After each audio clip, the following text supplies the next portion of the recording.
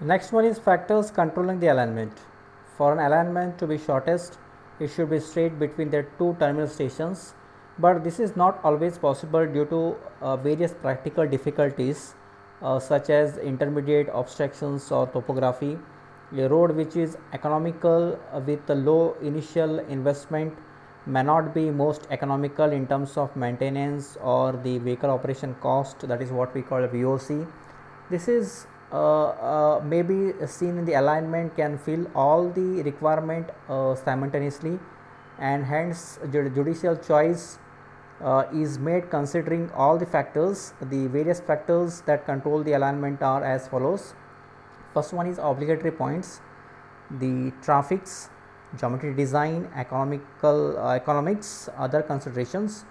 In obligatory points, there are the control points governing the highway alignment. These points are classified into two categories: points through which alignment should passes and points through which alignment should not passes.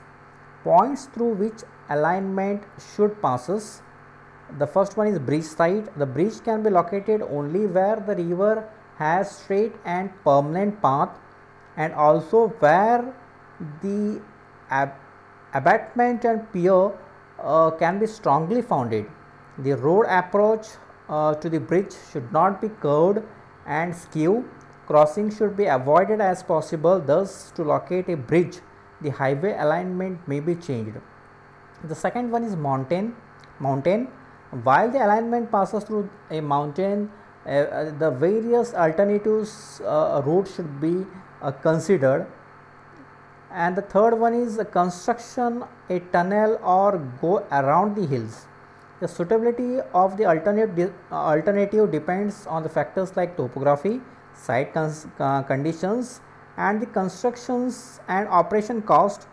The last one is intermediate towns. The alternate may be slightly deviated to connect the intermediate towns or village nearby. These were some of the obligatory points through which the alignment should passes.